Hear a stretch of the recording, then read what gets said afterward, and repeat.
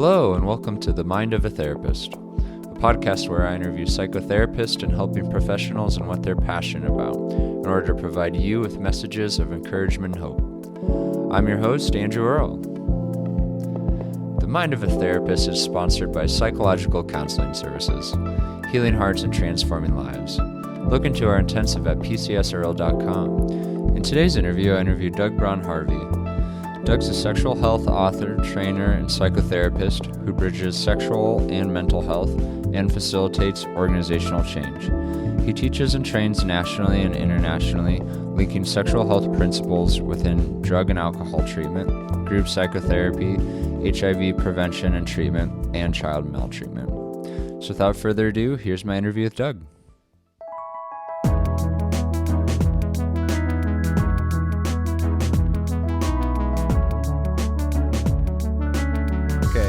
Doug, welcome to the podcast. Thanks for being here today. To get going, I like to ask the therapists who are on here this first question of how do you view change as happening? What's necessary for change to happen?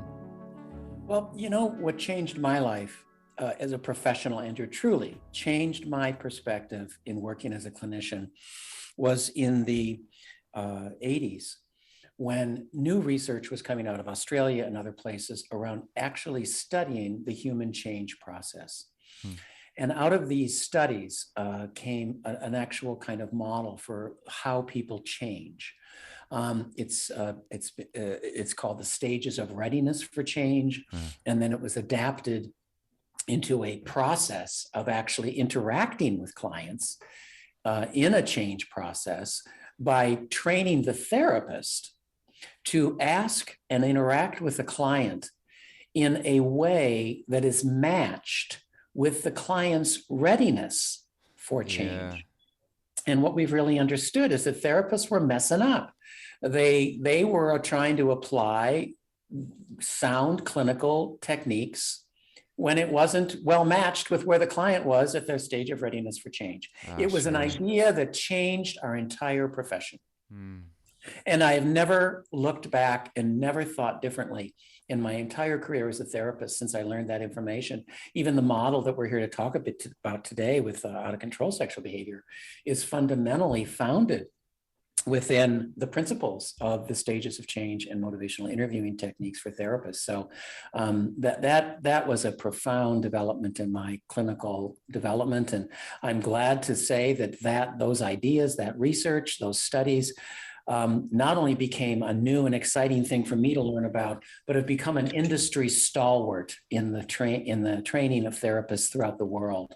So it's an idea that changed the planet as to how we think about how to work with people who want to change their lives.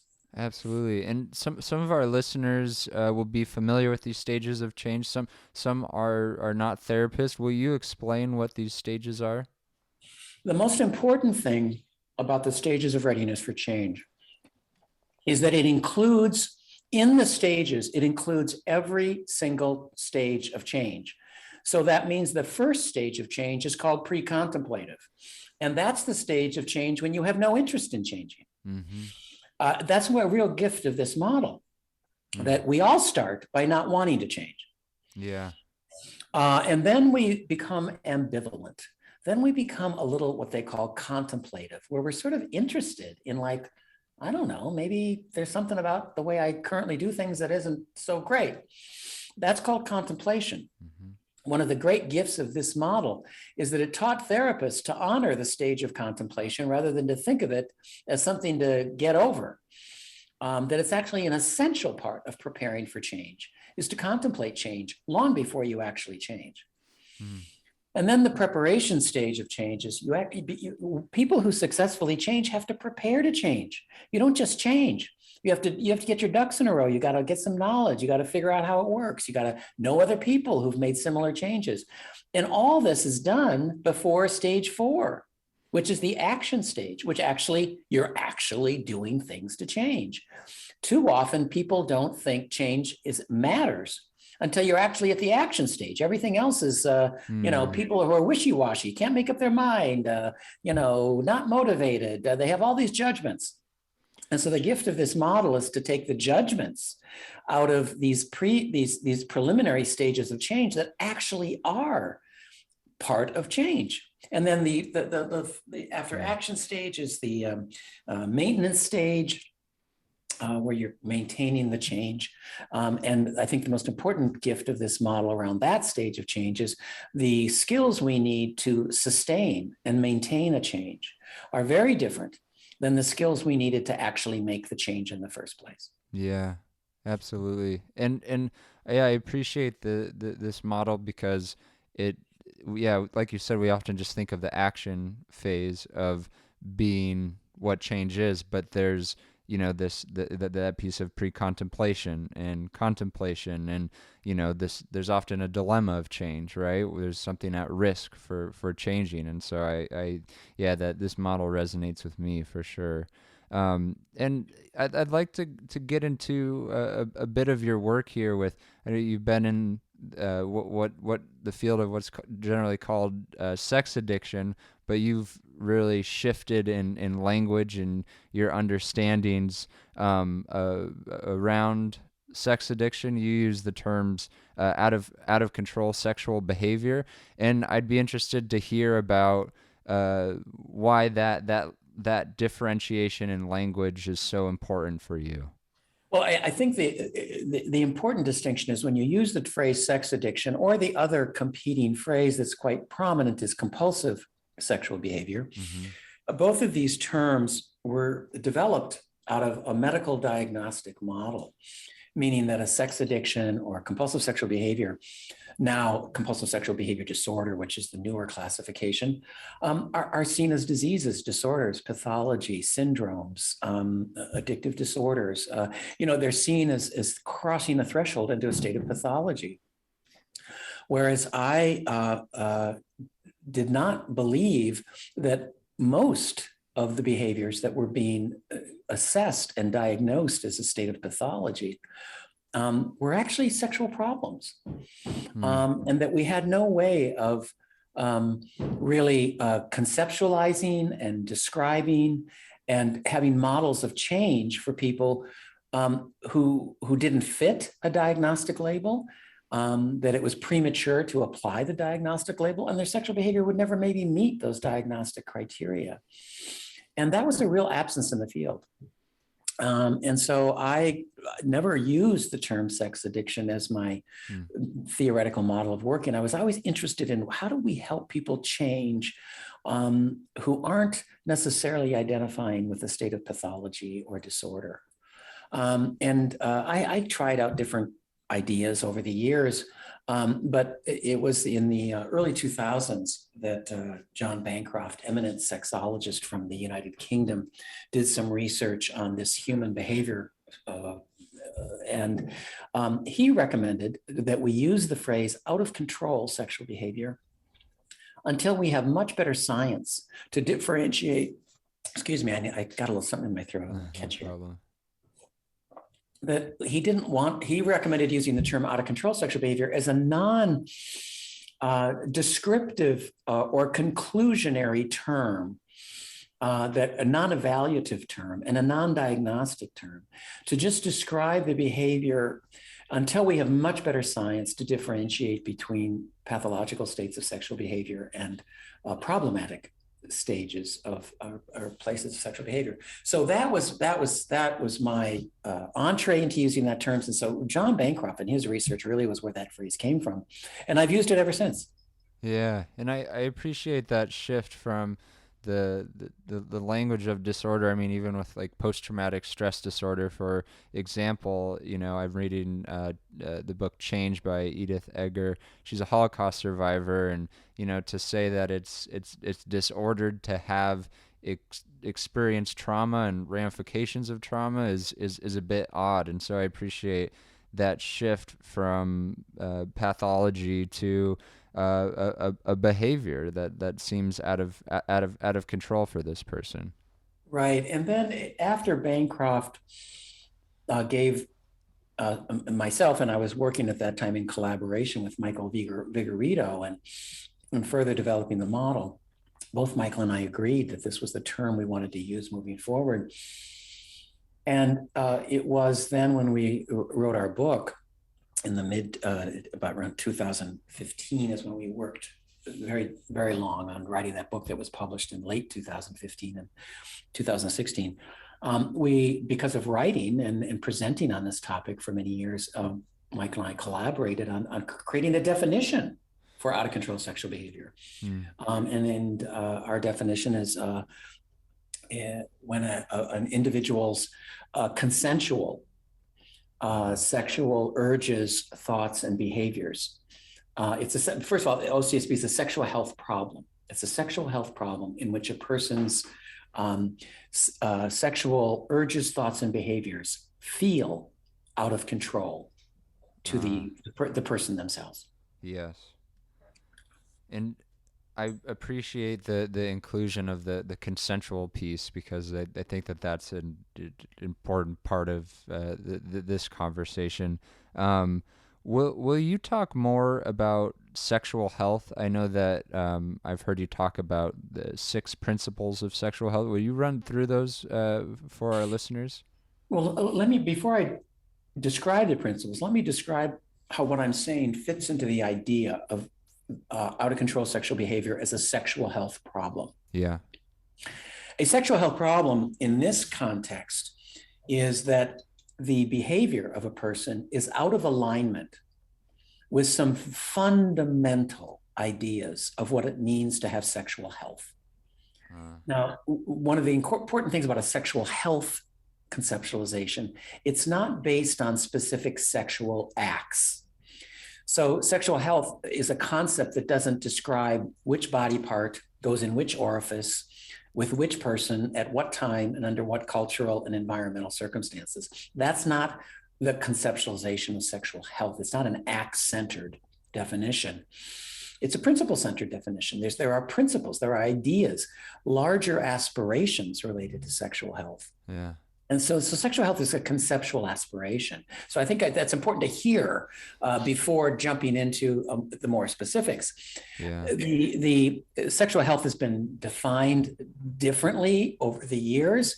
The sexual health first became defined more broadly after the science development of effective contraception within the mid to late 60s in the and around the world, when sex no longer was so preoccupied with preventing or wanting to have sex lead to procreation, that freed up for us to think about other aspects of sexuality and what it's about. And that's where the whole idea of sexual health expanded beyond just preventing a pregnancy when you don't want one, or preventing an unplanned pregnancy, or acquiring a sexually transmitted infection. When those two things were no longer the preoccupation with fundamental sexual health, people looked around and said, well, what else is there to sexual health?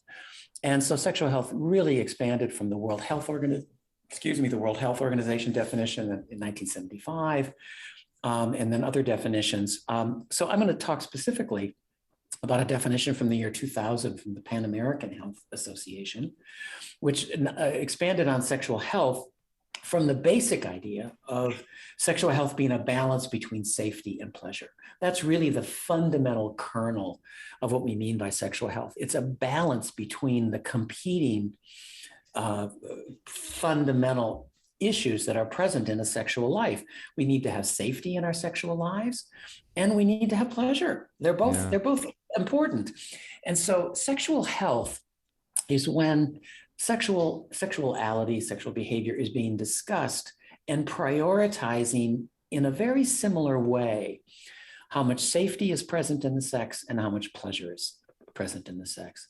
Most in the United States, most people are comfortable talking about sex only about when it's about harm, or when there's a lack of safety, or when there's danger, or when there's something unwanted to happen, or there's something judged about how a person is behaving sexually.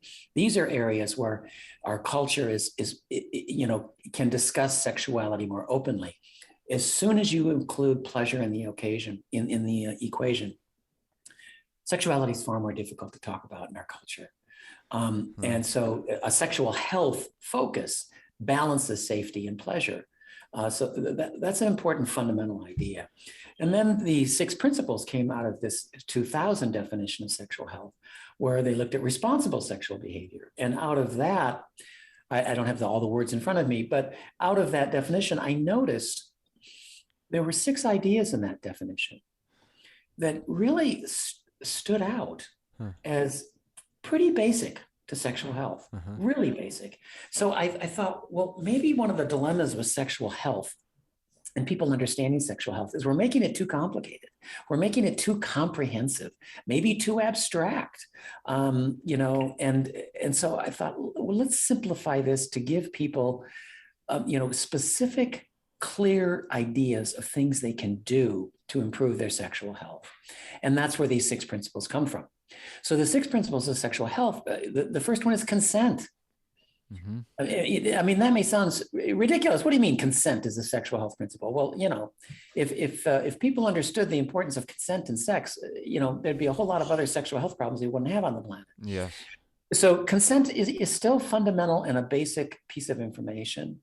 And then non-exploitation, which is, dealing with power differentials in human relationships and how people will exploit a power differential between one person and another to gain access to that person or a situation to have sexual activity. So it's a use of power to gain access to sex, which is different than non-consent, which is about a forced activity, a violation of bodily integrity, a forced situation. So oftentimes if exploitation doesn't work to get access to sex, some people then resort to non-consent and use force and violence or threats of violence to gain access to sex. So there's consent, non-exploitation, and then there's 2 of the more subjective aspects of sexual health, which is honesty and shared values. So we're really looking at, how honest can one be about their sexual lives with others? And then the values are the values that why I have sex and what's meaningful for me about sex. How close are those values with the people I'm involved with sexually? And then the last 2 sexual health principles really are, the things we really think about, but don't want to think about. And that's unplanned, unwanted pregnancies, sexually transmitted infections, HIV. We want to protect from these sort of negative sexual health outcomes whenever possible. And the last sexual health principle is pleasure. And so you can see even within the principles, there's these safety dimensions and there's pleasure. So sexual health always has to include the tension, the unavoidable tension between safety and pleasure as it relates to sexual interaction. Yeah, absolutely. And I appreciate, I was going to ask when you were talking about that balance between safety and pleasure, if you could talk more about safety but in these first 5 principles, we see more specifics about what the safety piece looks like, the consent, not exploiting, not threatening others, not using power. Yes, that's right. Being safe when we're sexually active. Right. And safety means far much more than, from the 1980s and the HIV epidemic, where it was this idea of safe sex moved into the national language. Yeah. And so if too often safety is only really associated with, a negative sexual outcome, and typically HIV or a sexually transmitted infection. We don't even call an unwanted or unplanned pregnancy unsafe sex. So there has to be a literally the presence of a most likely a consequence that could lead to death related to sex that I guess made it possible to put the word safe in. That's a very narrow idea of what we mean by safety. Yeah, no, absolutely. Well, and Doug, a lot of I imagine some of the listeners listening to this may identify with sex addiction that fits for them. People be at various stages of healing relationships. There may have just been a discovery about their sexual behaviors. What sort of message would you have for that person? What do you think is most important for them to know? Well, a couple of things that I've seen over the years. First and foremost is there are tremendous forces at work that work against a person reevaluating their identity as having porn or sex addiction. The number of men I've talked to who have reconsidered that idea and face tremendous barriers to reconsidering that idea that I have a sex or a porn addiction. Yeah. It's as if once that identity, once that diagnosis, once that conceptualization of my sexual behavior problem as an addiction is set, it's almost inviolable to reconsider or change that idea. It's not a welcome notion for most people. So what I end up talking about instead is that we suffer from a huge sexual problem in the country, and it's premature evaluation. That we prematurely and quite confidently encourage people. Once the minute they identify, they may feel sexually out of control, or they've had disclosures of sexual behavior that have been betraying or injurious or harmful or emotionally, disgusting to somebody else. That there's little to no space for discussion about and just contemplating all these behaviors. There is an enormous movement and almost demand to label and characterize what to call this behavior. And by far the most prominent characterization in which there is tremendous pressure to immediately apply to characterize the behavior is sex addiction. Mm-hmm. Now, it serves many functions in those moments in early months or even years of coming to terms with this behavior. There's many functions that the sex addiction identity serves, but because it serves a function doesn't mean it's an accurate conclusion. Mm-hmm. And what do you see as ramifications of the sex addiction understanding in persons' lives? Tell me what you mean by ramification. I'm curious what sort of effects you've seen it have, if you have, of one identifying as a sex addict, as you were talking about. For some people, it saves their lives. For some people, it saves their relationships with people they love the most in the world. Yeah. For some people, it gives them a way to organize something that they feel deep shame and terror about being involved with. So okay. So it has, and that's just to name a few. Yeah. I think one of the more important things the sex addiction identity provides very early on for people is hope. There's this clear tasks, there's these clear things you do, there's a ready-made community of people. You walk into a room and people are interested in hearing your experience. Those are incredibly compelling functions for maintaining this identity. But as we're finding, there are people who or even enter treatment programs. If you identify as a sex addict, you have a whole treatment industry available to you that are people that want to help you and the people are interested in you. That's very compelling. One of the things I like to say about particularly men's sexual health, and this is a intentionally gendered idea, that I think we live in a country that is fairly uninterested in men's sexual health until they injure somebody, or they are injured themselves, or they identify as a sex addict. Then we're interested in men's sexual health. Other than that, men are kind of on their own. Yeah.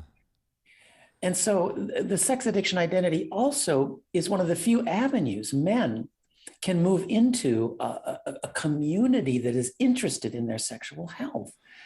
Men are so alone with their sexual health.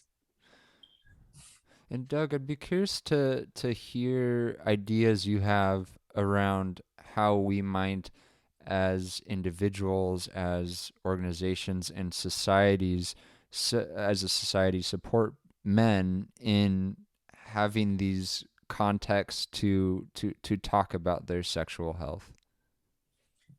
Well, we have a long way to go. Yeah. All I can say is these 6 principles of sexual health, since first I first identified these in like 2001, because the definition came out in 2000. I have been struck by the resonance these 6 ideas have cross-culturally, internationally, on other continents, and different languages. That there's something here that and I don't want to make it overly simplified here, but they're concrete enough to give people an idea of how to orient themselves, how to just even get started with thinking about sexual health. So these principles are set up like, let's get these 6 ducks in a row first, and then worry about everything else. They're fundamental. And that seems to be a way in for men. And I'm going to speak to men because that's primarily who I've been working with, but I hear this from, it doesn't matter the gender identity or the gender spectrum in which a person identifies themselves, the principles seem to resonate. So I think that's one thing, is we need to start the conversation with a doable set of information that people feel like they can do something with it. It's not too abstract. It's not too big of an idea. It doesn't sound too heady and academic. And my anecdotal experience over the last several decades has been these sexual health principles just resonate as soon as people hear them. Yeah, absolutely. No, I'm grateful because these principles are so clear, and like you said, it's curious how there's not much and I'm grateful you included the pleasure piece, because it is so curious how there's not much discussion about sexual pleasure in our society. Well, I just want to do a little language correction here. I didn't include pleasure. The World Health Organization included pleasure. I harvested from ideas that come from international bodies throughout the globe who said sexual health has to include pleasure, not just safety. So this is not my idea. And even these 6 principles were harvested from a larger definition of sexual health. So the one thing I did is sort of harvest these ideas and call them principles of sexual health and promote them as principles of sexual health. That is my work, but I rest on the shoulders of many, many people. Yes. Yeah. Sorry, misspoke with the language there. The harvesting and presenting this information. Yeah. And will you talk more about your sense of why there's so little discussion about sexual pleasure in our society? You know, what it just seems so foreign for most people to talk about what specifically brings them sexual pleasure in our society. I mean, even talking about sex is quite taboo. Well, I that's a kind of a big, broad anthropological question, and it's not really my area of expertise. What I can say to you is what I've experienced in groups talking with men for 30 years. That can be my data set. Yeah. I did group therapy for 30 years with men who were feeling sexually out of control. And what I saw over and over and over again was that actually men were talking about pleasure. Except where they were talking about it and how they were talking about it ended up in shame, betrayal, engaging in things that cross their values. In other words, people are looking for places to figure out what is pleasurable for them sexually. People are doing this all the time, every day. It's constantly part of how they're understanding themselves as being human. Mm. We just live in a space in which to talk about pleasure is to risk shunning, shame, judgment, ridicule, lack of language, feeling embarrassed. And in our culture, I've seen this quite often. When somebody tries to attempt to talk about their sources of pleasure, what erotically pleases them, what they fantasize about, the kind of sexual acts they've engaged in that they find particularly deeply pleasurable. Excuse me, I'm going to clear my throat. No. That they tend to be responded to with judgment. Yeah. And we live in a culture that does not judge the people who judge people's sexual behavior. In our culture, you get to judge people for what they do sexually. And nobody looks at you and said, hey, knock it off. Stop judging them. That's only begun to change. So until these harsh, ridiculing, disdainful judgments leveled at people who are in some ways trying to figure out this balance between safety and pleasure, if we can start honoring the quest instead of judging their ill-advised attempts, I think we'd have sexual health conversations more frequently. Yeah, I appreciate that, and I'm curious what messages you have for therapists, maybe therapists who the sex addiction model has fit for them, and they treat sex addicts. What's the biggest message that you'd want to relay to that practitioner? I've got several. Uh-huh.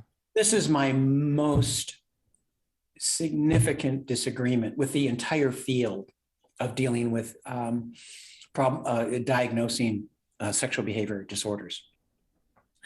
And that's that the field has not made a clear distinction between people who cross and violate the non-consent boundary. The sex addiction field puts the non-consenters and the consenters together. Wow. Now they do make some distinctions. I've talked with various sex addiction professionals about this distinction. There seems to be an idea that what they call non-contact offenses, where somebody engages in non-consensual sexual activity, but it doesn't involve forced contact with another body, skin to skin. So for example, somebody might expose themselves non-consensually to another person in nudity, or their penis is erect. Or somebody might be a voyeur and non-consensually observing people having sexual activity. These are non-consensual sex acts. Frauderism, where somebody is non-consensually making physical contact with another person in public or nondescript places. So, I once worked with a guy who was a hairdresser, and he would press his pelvis area against his female people. He was cutting their hair and gain an erection, and wait to see if the female client had any reaction to experiencing the pressure or feeling his erect penis against their body. This was his peak erotic turn on. So the sex addiction field would probably, for the most part, see all of these people as being sex addicts. Yeah. Yeah. And but it's not just the sex addiction field. Compulsive sexual behavior, the whole idea of hypersexuality. There's been so many different conceptualizations that have been vying for a kind of way of understanding this diagnostically. But none of the diagnostic entities that have been created have taken a stand in a clear position around, does this diagnosis apply to non-consensual, violent, forced sex, or even coercive, coarse sexual behaviors? Where is the line been when we're going to consider those behaviors a kind of a different sort of notion than that their sexual life has become an addictive process is the explanation. So the out of control sexual behavior model that I work with is only for consensual behavior. Yeah. if somebody is involved in non-consensual sex as a pattern of their feeling out of control, I want them assessed by a specialist who works with non-consensual behavior and can get them the kind of treatment that they may need. So I really hold the whole field accountable to that, and that's a really big one. Absolutely. Secondly, is again, I think the sex addiction field, the compulsive sexual behavior field, the compulsive sexual behavior disorder field, except I'm going to make a caveat at that the World Health Organization's newest classification of compulsive sexual behavior disorder, which will actually become effective January 1st of 2022. That's how new this is going to be on the planet. I'll get to that in a minute. But all the other previous attempts for diagnostic criteria have not been very good at making clear who's not eligible for the diagnosis. And even though they feel out of control. So this space between just having typical worries about sex, like we all do, do my underarms smell today while I'm having sex? Whatever. Sure. We all have worries when we have sex. But there's this space between a worry and a disorder. Those are problems. Yeah. And the sex addiction model has really done and I've read, I can't tell you the number of stuff I've read. I don't hear an emphasis or even creating a model of care when you have a problem, not an addiction. Yeah. Oh, that makes sense. And so that's what that's the space my model of out of control sexual behavior really is attempting, the sexual health model is attempting to address, is the wide range of people who have problems with feeling sexually out of control without reaching a threshold of diagnosis and disorder. Sure. Oh, that makes a lot of sense. And how about for clinicians that are more general practitioners, don't specialize, aren't sexologists or work in the field of sex addiction? What's in light of your work? What's a message that you have for them? Well, I can include the sex addiction professionals in this because this was going to be my third point for the sex addiction professionals as well. The mental health field in general is a fairly sexually illiterate profession.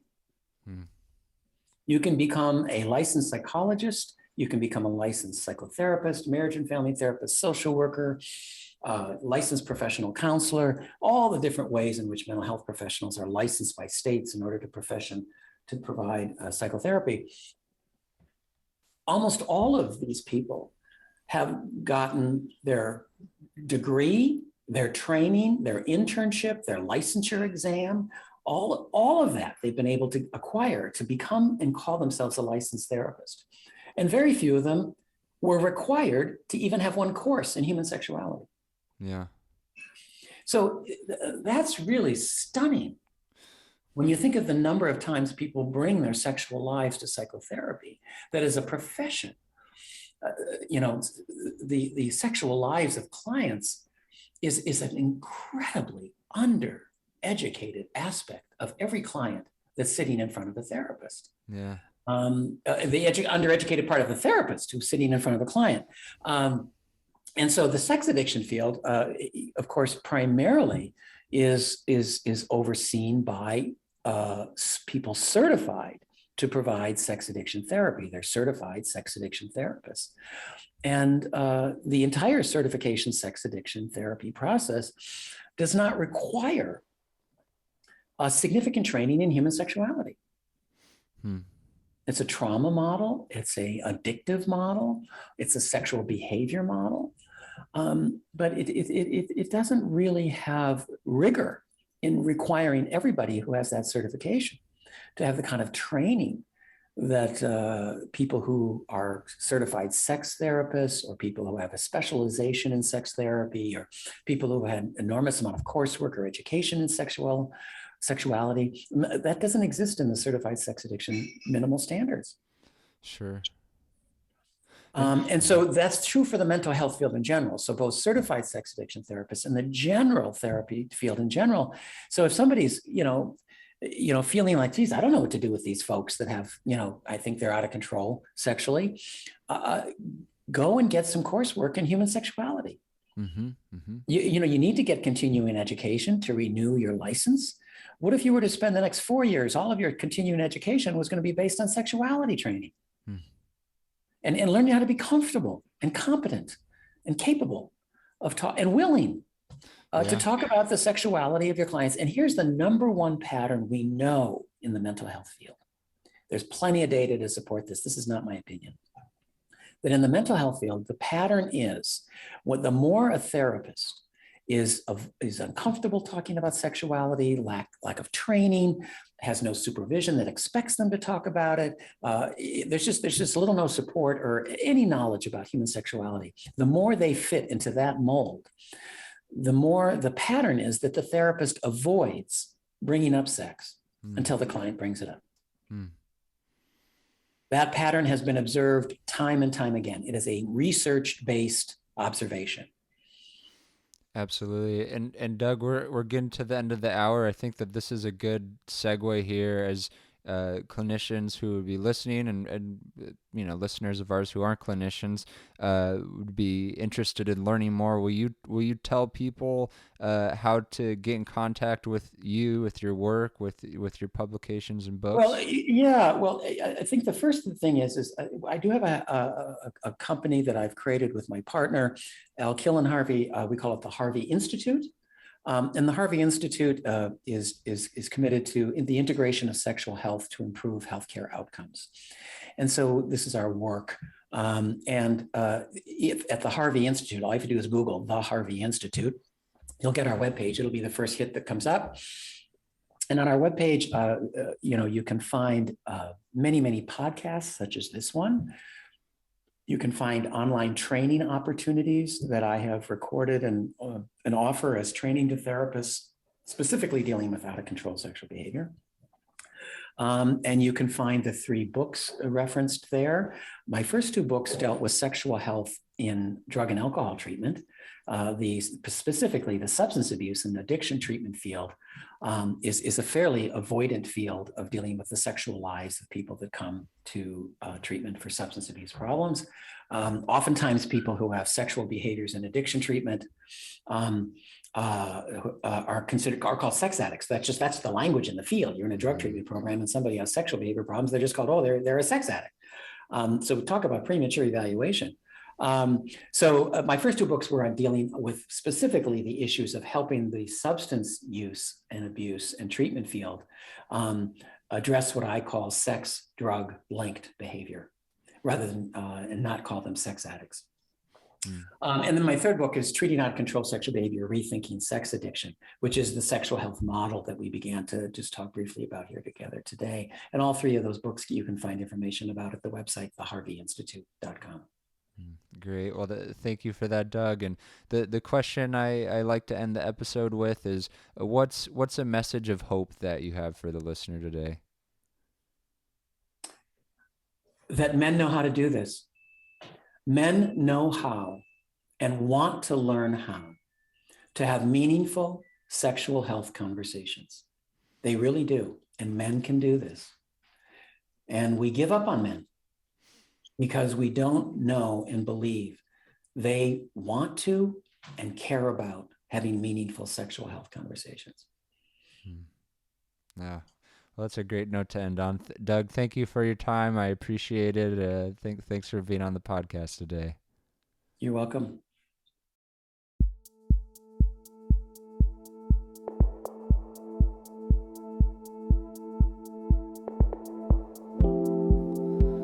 Please press the subscribe button, as well as rating and reviewing our podcast.